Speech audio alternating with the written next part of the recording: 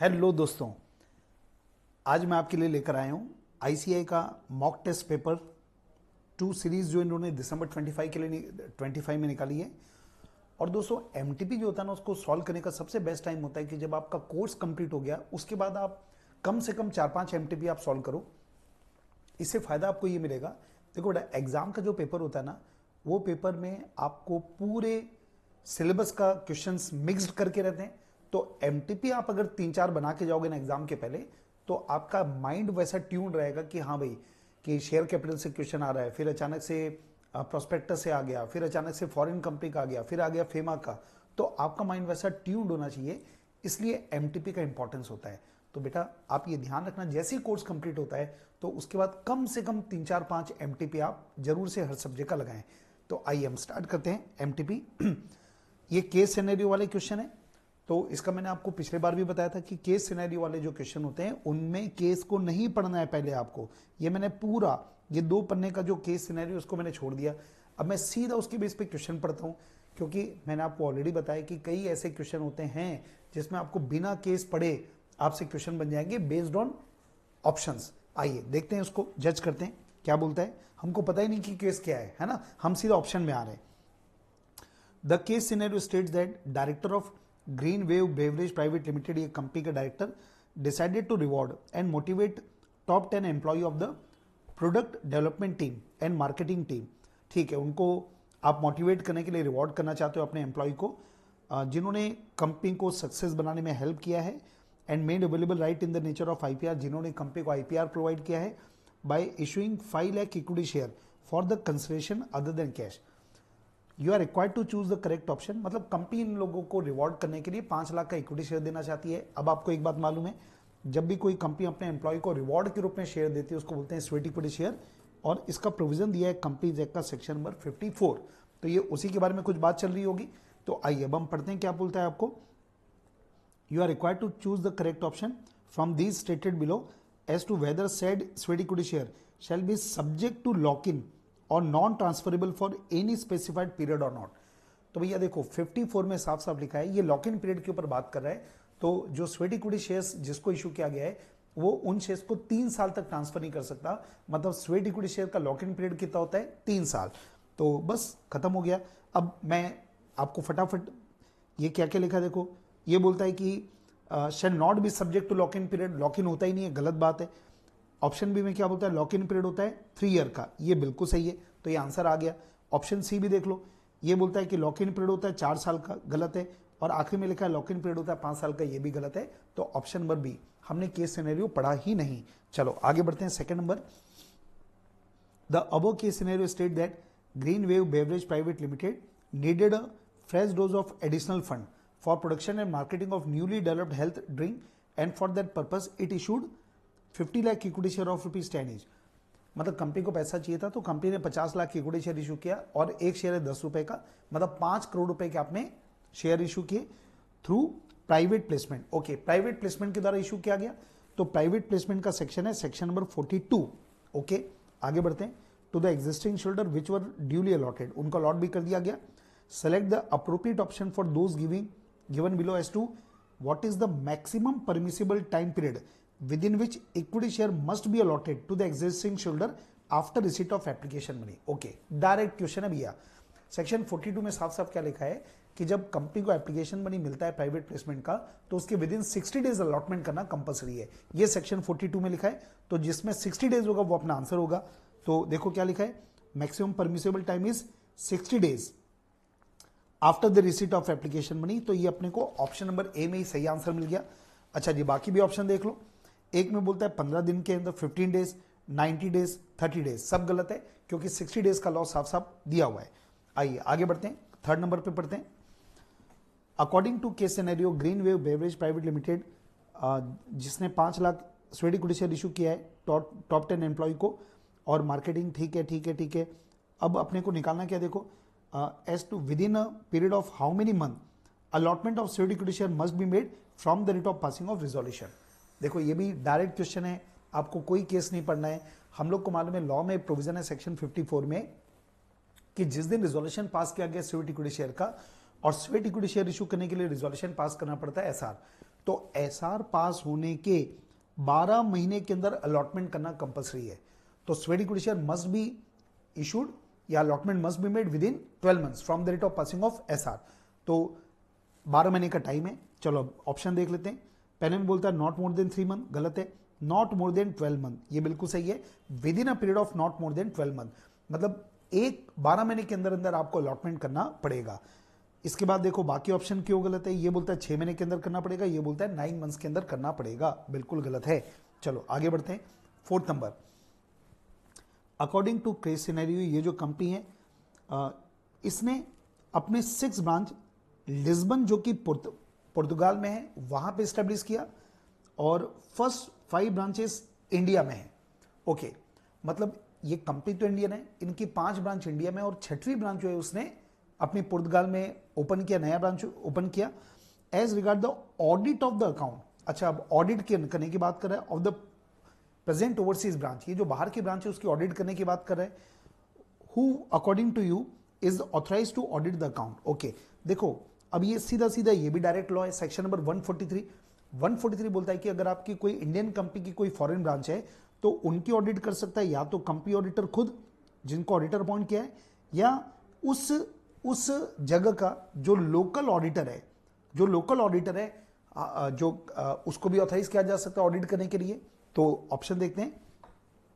पहला बोला 6 ब्रांच जो है उनका ऑडिट करेगा ओनली बाय कंपनी ऑडिटर, गलत है भाई। केवल कंपनी ऑडिटर नहीं करेगा, कंपनी ऑडिटर भी कर सकता है और लोकल ऑडिटर भी कर सकता है, तो ये गलत हो गया। अब आगे बढ़ते हैं। सेकंड ऑप्शन में क्या बोलता है, इनकी ऑडिट कंपनी ऑडिटर कर सकता है और एन अकाउंटेंट और any other person duly qualified to act as an auditor of the account of branch office in accordance with the law of Portugal is authorise to audit the account, बिल्कुल सही है। 143 का law में direct लिखा हुआ है साफ साफ, तो ये अपना आंसर मिल गया। बाकी ऑप्शन में छोड़ रहा हूं। चलो आगे बढ़ते हैं। इसके बाद अब है पॉइंट नंबर 5। ये आगे बोलता है अगेन ये वही बात करे जो कंपनी है जिसने 5 लाख इक्विटी शेयर इशू किया था अपने एम्प्लॉइज को, टॉप 10 एम्प्लॉय को।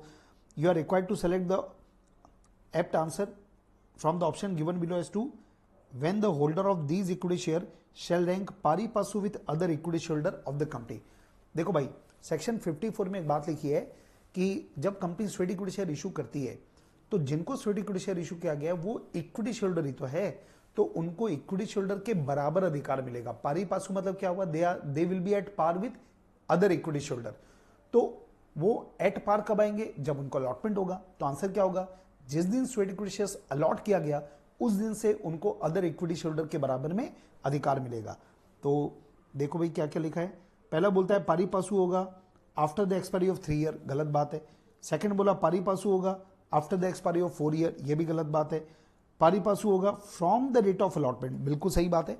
जिस दिन अलॉटमेंट किया गया स्वेट इक्विटी शेयर उसी दिन से उनको इक्विटी शेयरहोल्डर के बराबर मान लिया जाएगा।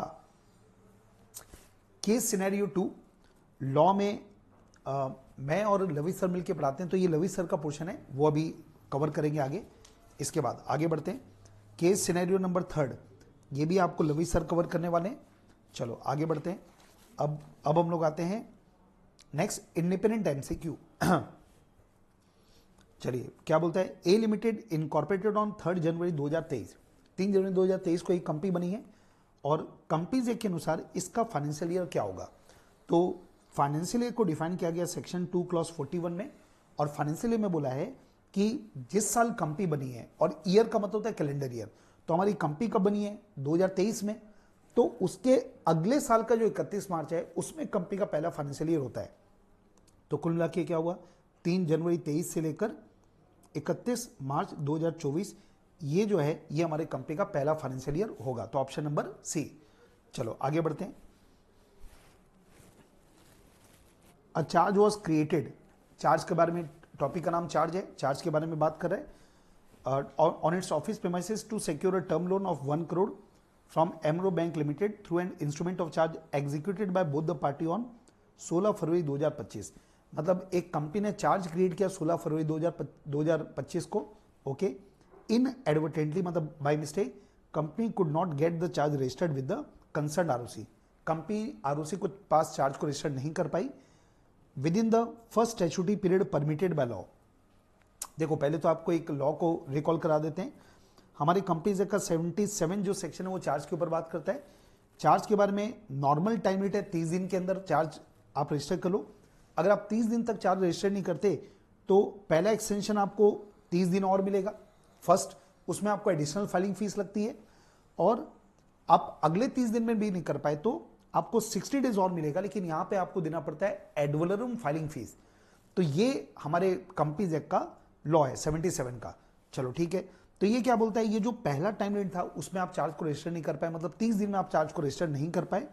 चलो आगे बढ़ते हैं, क्या बोलता है, and the default was made, ठीक है डिफॉल्ट हो गया, with a stern warning to take immediate action for activation, the latest date within which company must register the charge with the ROC so as to avoid by paying ad valorem fees। देखो company ने ये वाले time को तो follow नहीं किया, लेकिन company ये चाहती है कि ये एड वलोरम फाइलिंग फीस से बच जाए। तो कितने दिन में चार्ज को रजिस्टर करेंगे कि हमको एड वलोरम फाइलिंग फीस नहीं देना पड़ेगा? तो नेचुरली बेटा इसका आंसर क्या होगा, आपका 30 दिन खत्म हो गया तो फर्दर 30 डेज में अगर आप चार्ज को रजिस्टर करोगे तो आप एडिशनल फाइलिंग फीस देके बच जाओगे। तो कुल मिला के मैं बोल सकता हूं कि 30 दिन नॉर्मल वाले, 30 दिन एडिशनल वाले, तो 60 डेज के अंदर आपका चार्ज अगर रजिस्टर्ड हो गया ना चार्ज क्रिएट होने के, तो आपको एड फाइलिंग फीस नहीं देना पड़ेगा। तो मेरे को 60 दिन काउंट करना पड़ेगा। तो 16 फरवरी को हमारा चार्ज रजिस्टर्ड हुआ, यहां से मुझे कितना काउंट करना है, 60th डे कौन सा है, तो अब कैलकुलेट करना स्टार्ट करते हैं। तो सबसे पहले फैब ले लो आप, तो 16 तारीख के मतलब फैब में कितने बच गए, 12 दिन फैब के हो गए, ठीक है। इसके बाद मार्च के देख लो आप, मार्च के हो गए 31 डे, तो एक बार टोटल लगा लो कितना हो गया, 3 और 4, मतलब 31 मार्च तक आपके 43 डेज कंप्लीट हो गए। तो मेरे पास 60 दिन तक का टाइम है, तो मैं अप्रैल में 17 डेज और मेरे पास टाइम रहेगा। कुल मिला के क्या हुआ, 17 अप्रैल तक अगर मैं चार्ज को रजिस्टर कर लूंगा तो मैं एड वलोरम फाइलिंग फीस देने से बच जाऊंगा, क्योंकि 60 डेज में मेरा चार्ज रजिस्टर्ड हो जाएगा। तो ये आंसर आ गया 17 अप्रैल। चलो जी आगे बढ़ते हैं, ये पोर्शन आपको लवी सर कवर कराने वाले हैं, ये उनसे रिलेटेड है। चलो भैया आगे बढ़े, 15 नंबर अगेन ये भी आपको लवी सर कवर कराने वाले हैं। चलो अब हम लोग डिस्क्रिप्टिव क्वेश्चन की तरफ बढ़ते हैं। आइए question number 1, A limited is planning to make private placement of security. Private placement जैसे ही आ गया तो आपके दिमाग में आ जाना चाहिए कंपनीज एक्ट का सेक्शन नंबर 42। ओके आगे बढ़ते हैं, क्या बोलता है, the managing director arrange to obtain brief note from some source explaining the salient feature of issue or private placement that the BOD shall keep in mind while approving the proposal on this subject. The brief note include inter alia information on the following point। ठीक है, सब time pass कर रहे हैं। अब 2 point के ऊपर बात करना है जिसके ऊपर हमको टिप्पणियां करनी है। आइए पहला बात करते हैं, क्या बोलता है, a private placement shall be made only to select group of identified person not exceeding 200 in a financial year. बिल्कुल सही बात कर रहे हैं भाई कि एक साल में 200 लोगों को हम लोग मैक्सिमम आइडेंटिफाइड पर्सन को प्राइवेट प्लेसमेंट कर सकते हैं, ठीक है। The aforesaid limit of identified person shall not apply to offer made to QIB, जो क्वालिफाइड इंस्टीट्यूशनल बायर है वो 200 की लिमिट में शामिल नहीं होते, ये भी बिल्कुल सही बात है। तो चलो लॉ बात कर लेते हैं। 200 की जो लिमिट है उसमें 2 लोग को शामिल नहीं करते, एक होता है QIB और दूसरा होता है employ of the company being offered security under employ stock option scheme. ये 2 लोग को शामिल नहीं करते। तो यहां तक ये बिल्कुल सही बोल रहा है कि भैया QIB को शामिल नहीं करना 200 में, okay, but is applicable to the employ being offered security under ESOP। लेकिन क्या बोला, 200 की लिमिट में एम्प्लॉय को गिनते हैं, ये गलत है। तो हमारा आंसर क्या होगा कि ये पोर्शन बिल्कुल सही है, ये पोर्शन भी सही है, पर ये जो है ना इट इज नॉट करेक्ट, ये अपना आंसर आ गया। चलो सेकंड नंबर देखते हैं, the offer on private placement basis shell be made only once in a financial year for any number of identified person not exceeding 200। देखो इसमें एक पार्ट सही एक पार्ट गलत है। लॉ में क्या लिखा है कि आप एक फाइनेंशियल ईयर में मैक्सिमम 200 लोगों को आप ऑफर कर सकते हैं, और ये 200 लोग का ऑफर ऐसा नहीं कि एक ही बार करोगे आप कितने बार भी कर सकते हो। मैं 50-50 करके एक साल में 4 बार ऑफर कर सकता हूं। तो ये जो ओनली वंस बोला ये गलत है। तो हमारा आंसर ये होगा कि हम 200 लोग को ऑफर करेंगे एक साल में मैक्सिमम, ओके, लेकिन वो कितने बार भी हो सकता है, मिला के 200 से ज्यादा ऑफर नहीं होना चाहिए। चलिए आगे बढ़ते हैं। इसके बाद ये दोनों पोर्शन आपको लवी सर कवर कराने वाले। ऑप्शन इसका जो C नंबर है ये भी अभी लवी सर कवर कराने वाले हैं आपको। नेक्स्ट 2A ये लवी सर के पोर्शन में कवर होने वाला है। आइए 2B लेते हैं। 2B, star private limited was formed on 25 April 2022। ये कंपनी बना। At the time of formation it was provided in the article. उस समय आर्टिकल में क्या लिखा था? That the company shall not be permitted to accept और कीप एडवांस सब्सक्रिप्शन और कॉल्स इन एडवांस। ओके, मतलब कंपनी ने आर्टिकल में एक बात लिखा था कि हमारी कंपनी कॉल्स इन एडवांस नहीं लेगी। ठीक है, आगे बढ़ते हैं। However in August 25 the need was felt to amend the article with respect to retention of calls in advance। अप्रैल में कंपनी बनी और अगस्त में कंपनी को लगता है यार कॉल्स इन एडवांस हमको लेना चाहिए, है ना, वो भूल सुधार करना चाहती है। Okay, decide whether provision inserted in the article. मतलब आपने अगस्त में क्या किया? आर्टिकल कमेंट करके लिख दिया अपने आर्टिकल में कि हमारी कंपनी कॉल्स इन एडवांस ले सकती है। तो आपको इस प्रोविजन के ऊपर कमेंट करना है कि जब फॉर्मेशन के समय जो आर्टिकल आपने लिखे थे, प्रोविजन लिखे थे, whether the provision inserted in the article at the time of formation can be considered as void. मतलब जो फॉर्मेशन के समय में जो आपने आर्टिकल में जो लिखा था कि हम एडवांस नहीं लेंगे, क्या वो वॉइड है क्या? तो सीधा सीधा कॉल्स इन एडवांस का लॉ दिया है सेक्शन नंबर 50, जो इसका आंसर है। सेक्शन 50 में साफ साफ ये लिखा हुआ है कि एक कंपनी कॉल्स इन एडवांस तभी ले पाएगी जब उनके आर्टिकल में ऑथराइजेशन है। तो जब फॉर्मेशन था उस समय आर्टिकल में नहीं लिखा था, तब आप नहीं ले सकते, लेकिन आर्टिकल तो कभी भी चेंज कर सकते हैं, क्योंकि कंपनीज एक्ट का सेक्शन 14 इसमें लिखा है कि कोई भी कंपनी एसआर पास करके जब चाहे तब आर्टिकल को अल्टर कर सकती है।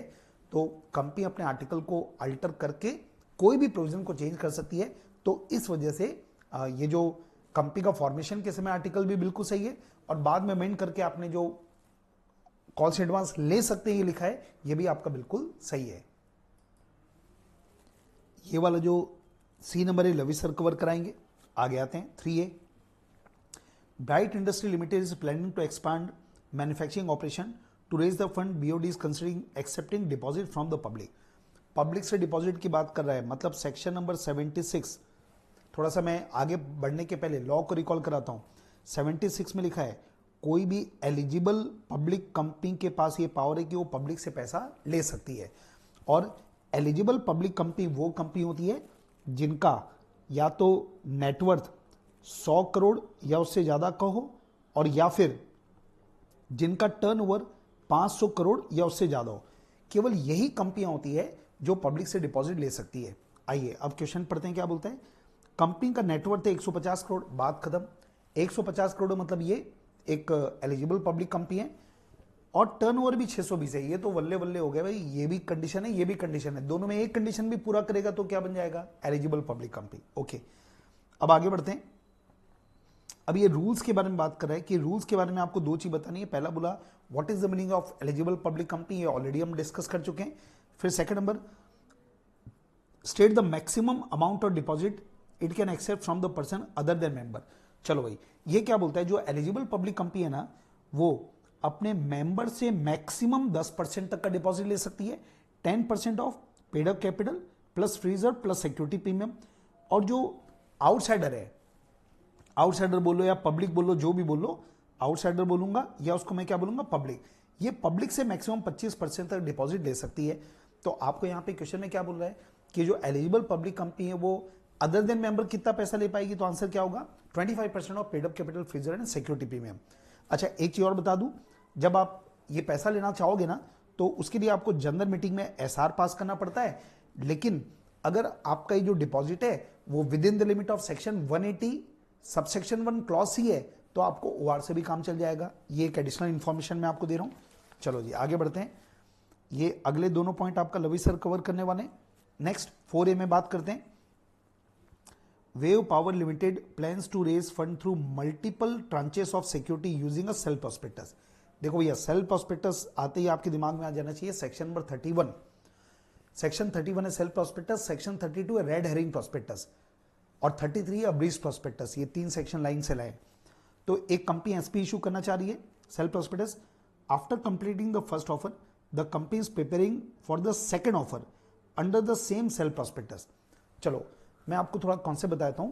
लॉ में एक प्रोविजन है कि कोई भी कंपनी जो सेल्फ प्रोस्पेक्टस इशू करती है, तो जब आप पहली बार ऑफर लेकर आओगे तो आपको पूरा का पूरा सेल्फ प्रोस्पेक्टस बनाना पड़ेगा। इसका 1 साल तक वैलिडिटी पीरियड होगा। इस वैलिडिटी पीरियड के अंदर जब आप बीच बीच में जब और प्रोस्पेक्टस इशू करना चाहोगे और पैसा रेज करना पड़ेगा, तो आपको फिर पूरा प्रोस्पेक्टस नहीं बनाना, आपको बनाना पड़ता है इंफॉर्मेशन मेमोरेंडम। और ये जो इंफॉर्मेशन मेमोरेंडम होता है उसमें आपको देना पड़ता है जो पिछला ऑफर और इस ऑफर के बीच में, मतलब ये जो पिछला ऑफर और इस ऑफर के बीच में, इन दोनों पीरियड के बीच में, ये जो बीच का पीरियड है उसमें जो मटेरियल चेंजेस हुए हैं कंपनी की फाइनेंशियल पोजीशन में, कंपनी ने नए चार्ज क्रिएट किए हैं या कोई अदर इंपॉर्टेंट इंफॉर्मेशन, केवल आपको इंफॉर्मेशन मेमोरेंडम देनी पड़ती है। तो ये प्रोविजन है। चलो अब पढ़ते हैं क्या बोलता है क्वेश्चन में। Before proceeding wave power limited needs to know, ये जानना चाहती है what information must be file with ROC along with information memorandum. तो क्या आपको फाइल करना पड़ेगा, तो मैंने आपको बता दिया कि पिछले पीरियड और इस पीरियड में, इन दोनों के बीच में, मतलब जो पहला आपने ऑफर किया था और अभी जो आईएम इशू करे हो, इस पीरियड के बीच में जो फाइनेंशियल पोजीशन में चेंज हुआ या नया चार्ज क्रिएट हुआ या अदर इंपॉर्टेंट इंफॉर्मेशन है, वो सब आपको इंफॉर्मेशन मेमोरेंडम में बताना पड़ेगा। चलो आगे बढ़ते हैं जी। एबीसी प्राइवेट लिमिटेड ओपीसी, ये ओपीसी है जो 2024 में बनी है। Company has not appointed CS due to small scale of operation, company में कोई सीएस नहीं है। At the end of the financial year company need to file annual return, company annual return file करना चाहती है। The director in state of dilemma, director dilemma में है। Consulted the company law expert whether they need to submit a full fledged annual return और abridged version and who will sign the document. मतलब ये पूरा का पूरा जो है ना, ये आपका एनुअल रिटर्न का लॉ के ऊपर क्वेश्चन आ गया जिसका नंबर है सेक्शन नंबर 92। अब मैं 92 फटाफट बताता हूँ। 92 में एनुअल रिटर्न के दो फॉर्मेट है, एक है MGT7 और एक है MGT7A। तो जो ओपीसी है, स्मॉल कंपनी है, उन लोगों के लिए MGT7 है और जो नॉर्मल कंपनी है उनके लिए MGT7। तो ये तो ओपीसी है, तो ओपीसी को फुल फ्लेजेड, ये फुल फ्लेजेड है, बहुत डिटेल में रहता है, और ये स्मॉल है 7 है, तो ओपीसी को 7 है, MGT7 ए फाइल करना पड़ेगा। तो इसका आंसर आ गया MGT7A, इनको फाइल करना पड़ेगा अब्रीज्ड एनुअल रिटर्न। और साइन कौन करेगा, तो लॉ में साफ साफ प्रोविजन है कि अगर ओपीसी है और सीएस नहीं है तो एक अकेला डायरेक्टर भी साइन करेगा तो चलेगा, मतलब दो डायरेक्टर को भी साइन करने की आवश्यकता नहीं है। चलो जी आगे बढ़ते हैं। अगला पोर्शन लवी सर के में कवर हो जाएगा। नेक्स्ट आते हैं 5A। In a general meeting of the company shareholder pass SR regarding some matter, आपने एसआर पास किया मीटिंग में। There were 30 member present in the meeting, meeting में 30 मेंबर थे, उनमें से 15 ने फेवर में वोट दिया, 6 ने अगेंस्ट में वोट दिया और 5 लोगों के वोट इनवैलिड हो गए और बचे हुए जो 4 है उन्होंने वोट ही नहीं दिया। अब आपको ये पूछ रहा है कि बताओ भैया रिजोल्यूशन पास हुआ कि नहीं हुआ। तो रिजोल्यूशन पास करने का लॉ होता है सेक्शन नंबर 114 ORSR के बारे में, और एसआर कब पास होता है, तो सिंपल लॉ ये है कि जितने अगेंस्ट में वोट पड़े उससे कम से कम 3 गुना वोट फेवर में पड़ते हैं तो एसआर पास हो जाता है। मतलब 3F, 3 फेवर में होने चाहिए अगेंस्ट में, तो जितने अगेंस्ट में पड़े उससे कम से कम 3 गुना वोट अगर फेवर में पड़ता है तो एसआर पास होता है। अब जब आप फेवर और अगेंस्ट की बात करते हैं ना, तो जिन लोगों के वोट इनवैलिड है उनको कंसिडर करो ही मत, और दूसरा जिन लोगों ने वोट ही नहीं दिया, एब्सटेन किए, वोट ही नहीं दिया, एब्सटेन फ्रॉम वोटिंग, उनको भी छोड़ दो। मतलब कुल मिला के आपको यही देखना है कितने फेवर में और कितने अगेंस्ट में। तो इस क्वेश्चन में 15 वोट जो है वो फेवर में पड़े और 6 वोट जो है वो अगेंस्ट में पड़े। अब जरा सोचो भैया, एसआर कब पास होगा, जितने अगेंस्ट में उससे कम से कम 3 गुना फेवर में होना चाहिए, मतलब 18 वोट होना चाहिए था फेवर में, जबकि केवल 15 वोट है, मतलब एसआर पास नहीं हुआ। इसके बाद ये वाला पोर्शन आपको लवी सर कवर कराएंगे और इसके बाद के जितने भी पोर्शन है ये पूरा का पूरा ये लवी सर के पोर्शन में कवर होगा। तो इसके साथ मैं एंड करता हूं और लवी सर का पोर्शन स्टार्ट हो रहा है। Thank you. हेलो फ्रेंड्स, अब हम mock test paper series 2 discuss कर रहे हैं। We will start with MCQs, independent MCQs। 12th वाला क्वेश्चन देखते हैं। A Limited is incorporated on 3rd January 2023. As per Companies Act, what will be the financial year for the company? तो दोस्तों, जो company 1 जनवरी के बाद इनकॉर्पोरेट होती है उनका फाइनेंशियल ईयर नेक्स्ट ईयर के 31 मार्च पे फिनिश होता है, इसीलिए इसका फाइनेंशियल ईयर 31 मार्च 24 को एंड होगा। इसके बाद दोस्तों 14 क्वेश्चन पढ़ते हैं। ये जनरल क्लॉज एक्ट के इमूवेबल प्रॉपर्टी के ऊपर क्वेश्चन है। ABC Real Estate is a prominent real estate company. It has recently acquired a piece of land in suburban area. The land has a small lake that is expected to generate significant tourism revenue. Additionally, the land has several old structures that are permanently fastened to earth. तो ये भी land में जुड़ता है, such as stone pavilion and historical monument. तो ये permanently fastened to earth है, तो ये जुड़ जाएंगे। और दोस्तों आप ये देखिए, जो लेक है उसके अंदर तालाब है, उसमें से भी रेवेन्यू जनरेट होने वाली है। क्वेश्चन की रिक्वायरमेंट है इसमें क्या क्या चीज़ें इमूवेबल प्रॉपर्टी होगी। तो सही जवाब है जो पूरा लैंड है वो भी इमूवेबल प्रॉपर्टी है। जो बेनिफिट अराइजिंग फ्रॉम लैंड होता है, जैसे इस क्वेश्चन में लेक से होगा, वो भी इमूवेबल प्रॉपर्टी होगी। स्टोन पेविलियन और हिस्टोरिकल मॉन्यूमेंट भी होंगे क्योंकि वो परमानेंटली फास्टेंड टू अर्थ है। इसके बाद 15th क्वेश्चन पे आते हैं। The Ministry of Transport is planning to construct highway that will connect city A and city B. According to the plan, the highway is expected to cover a distance of 180 kilometers. During the survey, the engineers measure the distance between two cities as the crow flies, without considering natural terrain and existing road curves. The method is in line with the provision of General Clause Act regarding the measurement of distances for the purpose of Central Act and Regulation. आपको बताना है किस तरीके से distances major होते हैं। तो direct question है। डिस्टेंसेस दो एरिया के बीच में मेजर करने का तरीका होता है, horizontal plane and straight line. ये कीवर्ड्स याद रखना चाहिए आपको। तो सी पॉइंट होगा, the distance should be measured in a straight line on horizontal plane. ये कॉन्सेप्ट होता है। ये जैसे क्रो उड़ेगा उससे कोई मतलब नहीं होना चाहिए। अब डिस्क्रिप्टिव क्वेश्चंस में आते हैं दोस्तों। डिस्क्रिप्टिव क्वेश्चन में मेरे को ये वाला क्वेश्चन सबसे पहले देखना है। 3 chartered accountants, Arjun, Siddharth and Miss Kavita, formed LLP under the LLP Act in the name ASK Associates and LLP, practicing CA. Zenith Resources Limited एक कंपनी है, intends to appoint this LLP as the auditor. Examine the validity of proposal of ZR Limited to appoint this firm, which is a body corporate. तो दोस्तों बहुत easy question आया है। हम लोग इसमें 141 सबसेक्शन 3 में जो डिस्क्वालिफिकेशंस होती है उसके ऊपर ये क्वेश्चन है। उसका कॉन्सेप्ट है कि बॉडी कॉर्पोरेट डिस्क्वालिफाइड होती है, बट बॉडी कॉर्पोरेट में एलएलपी को छोड़ के जो बाकी बॉडी कॉर्पोरेट है वो डिस्क्वालिफाइड है। In other words LLP qualified है। तभी अपन इसमें ये वाला सेक्शन कोट करके बोलेंगे कि अपॉइंटमेंट वैलिड है क्योंकि एलएलपी एलिजिबल है। ओके दोस्तों, बहुत ईजी क्वेश्चन है। उसके बाद ये क्वेश्चन 134 सबसेक्शन 1 के ऊपर है, ऑथेंटिकेशन ऑफ फाइनेंशियल स्टेटमेंट के ऊपर, जिसमें कॉन्सेप्ट था कि एक चेयरपर्सन साइन करेगा अगर वो ऑथोराइज्ड है तो, और अगर ऑथोराइज नहीं है तो 2 मैनेजिंग डायरेक्टर साइन करेंगे, जिसमें से एक एमडी होना चाहिए। ये कॉन्सेप्ट था बेटा, याद करो।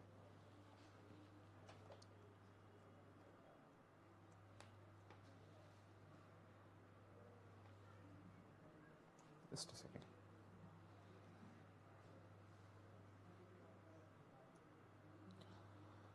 तो the board of director of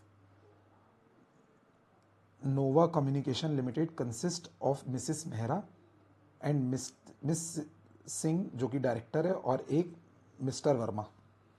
the company also appointed full time company secretary. इसको इन्होंने साइन किसने किया? मेहरा ने और मिस सिंह ने। मिस्टर मेहरा और मिस सिंह ने। मिस्टर मेहरा और मिस सिंह ने। तो 2 डायरेक्टर्स ने साइन किया जिसमें से एक एमडी है। बट दोस्तों कंपनी सेक्रेटरी भी तो है, साथ में कंपनी सेक्रेटरी का भी तो साइन होना चाहिए था। तो क्वेश्चन है क्या ये वाला ऑथेंटिकेशन एज पर 134(1) है?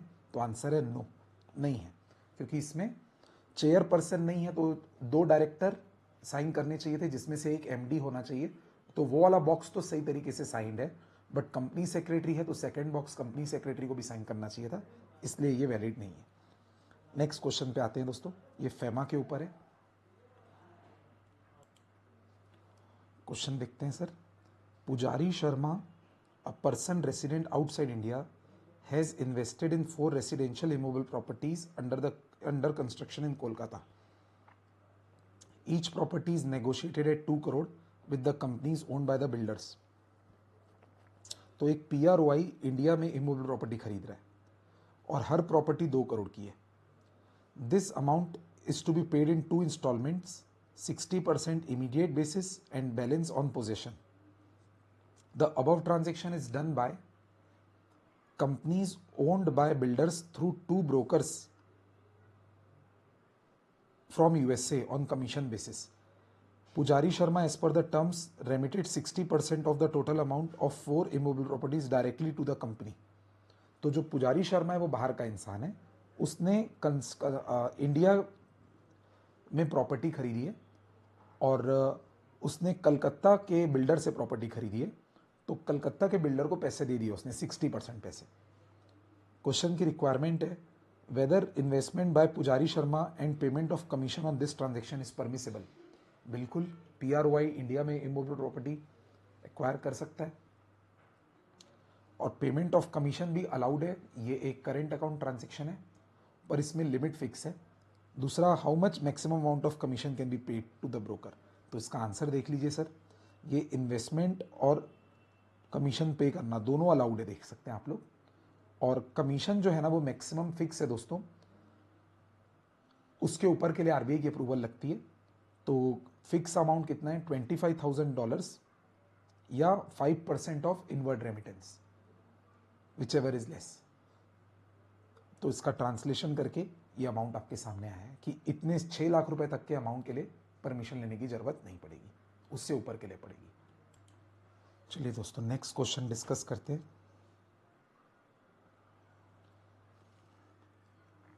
नेक्स्ट क्वेश्चन है हमारा, ये डिविडेंड चैप्टर के ऊपर है. Sunlight limited was incorporated on 22 January with the object of providing software service. The company adopted the first financial year from 22 January to 31 March 25. बिल्कुल यहाँ तक सही है.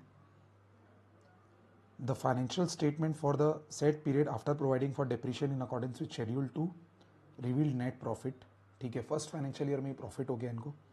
The board of directors declared 20% interim dividend at their meeting held on 7th July 2025. Before holding it's first AGM. आपको बताना है कि weather company has complied with the due diligence in declaring interim dividend, यानी interim dividend बटना चाहिए था कि नहीं बटना चाहिए था.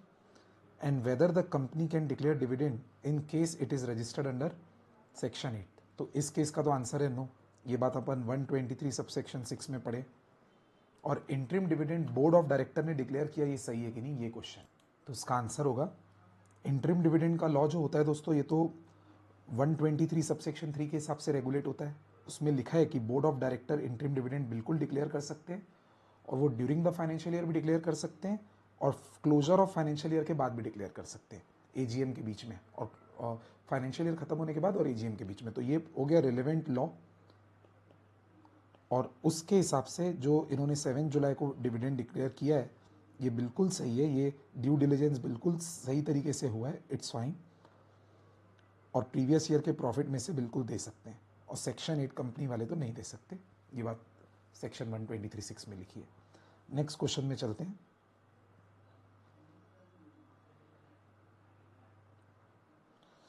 ये जनरल क्लॉज एक्ट का क्वेश्चन है. Prem and Vicky had long dispute regarding ownership of land for which legal suit is pending in the court. Court ने डेट फिक्स किया था 27 अक्टूबर को. बाद में ये डेट जो है ना गवर्नमेंट ने हॉलीडे अनाउंस कर दिया.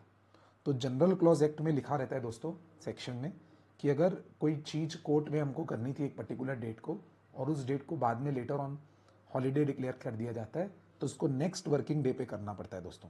नेक्स्ट डे जब कोर्ट ओपन होगी तब इसको करना पड़ता है. ये सेक्शन 10 ऑफ GCA में प्रोविजन है.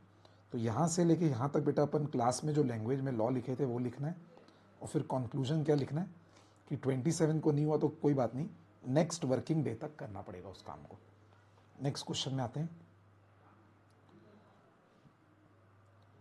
नेक्स्ट क्वेश्चन ऑडिटर के ऊपर है. Ram is the auditor of XYZ limited which is a government company. He resigned on 31 दिसंबर.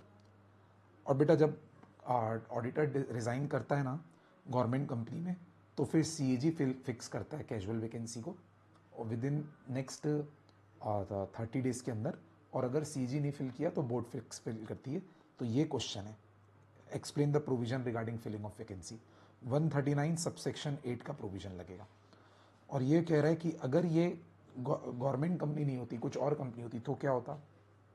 तो उस केस में बोर्ड ऑफ डायरेक्टर फिल करते कैजुअल वैकेंसी, और बोर्ड ऑफ डायरेक्टर के कैजुअल वैकेंसी फिल करने के बाद विद इन 3 मंथ्स एक जनरल मीटिंग कॉल करके इस अपॉइंटमेंट को रेटिफाई कराना पड़ता है। दोनों प्रोविजन 139(8) में लिखे हुए हैं। डायरेक्ट प्रोविजन लिखना पड़ेगा दोस्तों इसमें। ये 139(8) का प्रोविजन है, ये पूरा डायरेक्ट क्वेश्चन आया है 139(8) के ऊपर दोस्तों। 3 मंथ्स के अंदर रेटिफाई कराना पड़ा था, जो मैं बोल रहा था अप्रूव कराना पड़ेगा, वही प्रोविजन। नेक्स्ट क्वेश्चन में आते हैं। डायरेक्ट क्वेश्चन है, एफिडेविट की डेफिनेशन और गुड फेथ की डेफिनेशन क्लास में की है बेटा, वही लिखना है।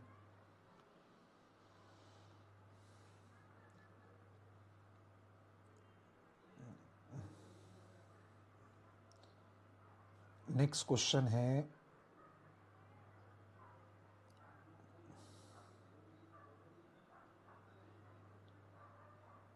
ये वाला C question, associated words should be understood in common sense manner. ये आपका इंटरप्रिटेशन का डायरेक्ट क्वेश्चन है। नॉसिटूर सोसीस का डॉक्ट्रिन पढ़े थे अपन क्लास में, ये उसी के ऊपर क्वेश्चन है। तो वो डॉक्ट्रिन जो है ना, नॉसिटूर सोसीस, जो क्लास के नोट्स हैं उसमें से पढ़ेंगे दोस्तों, इजी लैंग्वेज में। और सेकेंड लास्ट क्वेश्चन में आता हूं मैं।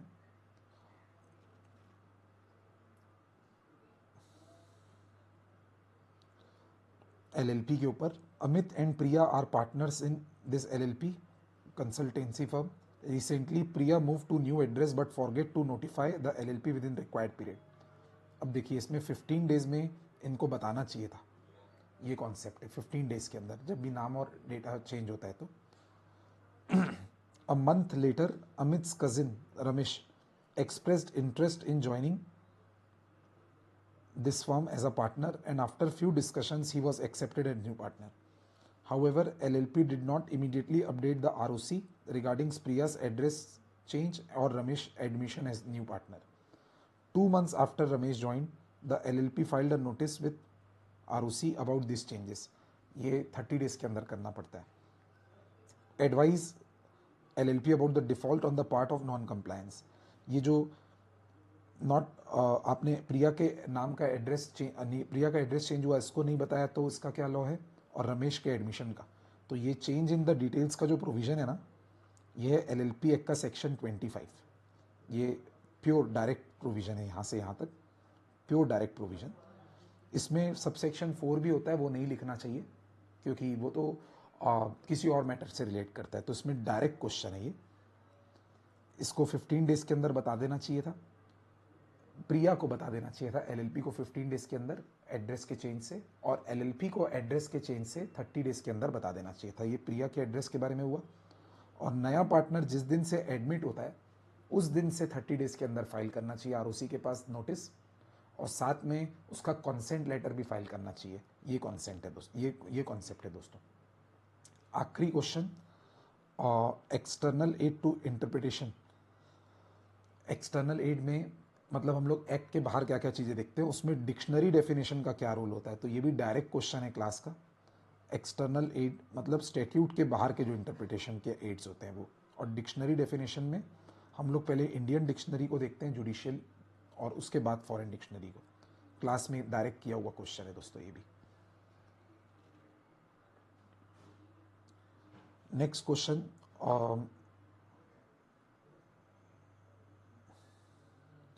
ये फाइनेंशियल ईयर की डेफिनेशन के ऊपर क्वेश्चन है।